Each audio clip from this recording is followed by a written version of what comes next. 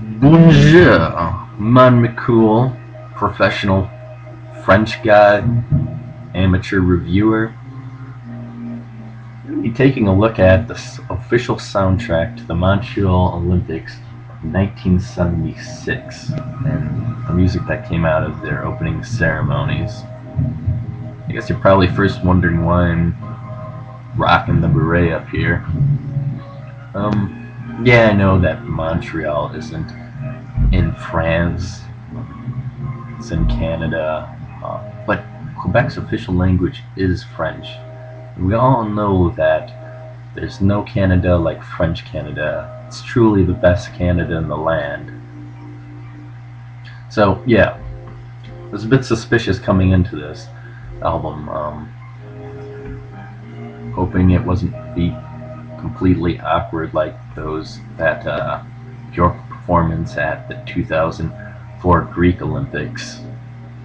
Because sometimes Montreal can just be a little too accepting of the arts.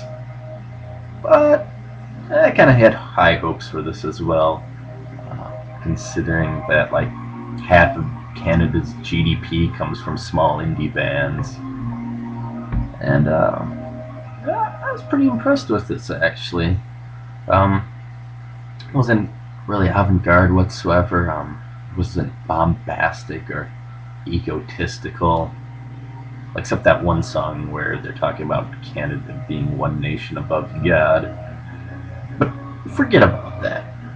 Uh, the music, the pieces that pieces of music that came out of this album, I think they're mainly composed by this guy by the name of Andrew Mathieu.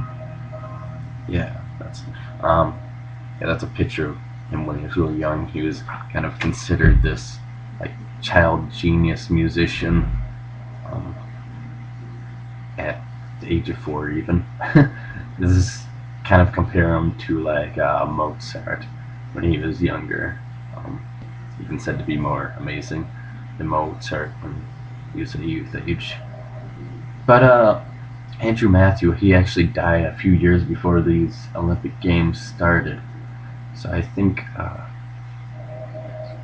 it kind of went down to this guy by the name of Victor Vogel to kind of arrange and compose the songs, and he based it off of the work of Andrew Mathieu.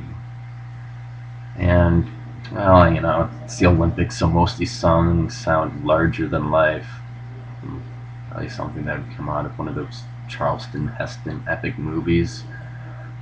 But I guess if you're not into old movies that much, perhaps I could throw some comparisons to that Sufjan Stevens classical attempt, BBQ album, or yeah, BQE album, especially with a high emphasis on woodwind instruments.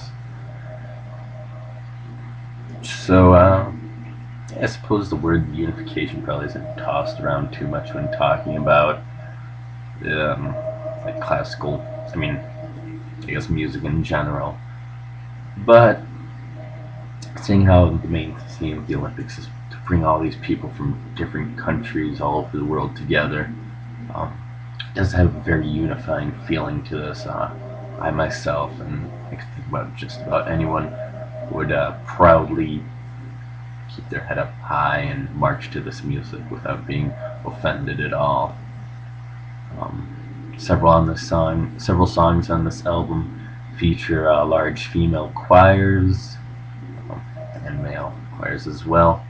One of my favorites on this album actually is this kind of like classical interpretation of American Indian song. It includes American Indian chants, the Indian tom-tom drumming, and then like halfway through this song it turns into this very westernized orchestrated song that includes harp. In fact, the female choir is these big string instrument parts, and it sounds incredibly blissful. There's actually some odd songs that come from this like a few that sound very like sparkly disco vibing songs. Maybe it wasn't odd for back then because this was made in the mid 70s. But yeah, one of them actually sounded incredibly similar to that Price is Right theme song. Surprised that Bob Barker was like singing "Come On Down" at the beginning of the song. But in conclusion, I really did enjoy listening to the official soundtrack to the Montreal 1976 Olympic opening ceremonies. I guess I can't really say that the Olympic Games in themselves were very successful for Montreal, especially as a whole, considering that this put them in 30 years of debt and this huge, incredible looking stadium that they made for these games wasn't even finished at the time. It's been nicknamed the Big O. Well, not only because it's shaped like an O, I guess, like most stadiums, but of how much it costs the city. It cost 1.47 billion dollars, and wasn't completely paid off until several years ago.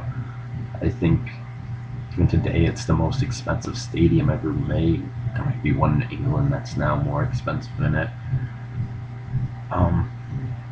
But yeah, that stadium till this day even has continuing problems, especially relating to things falling off the ceiling of it.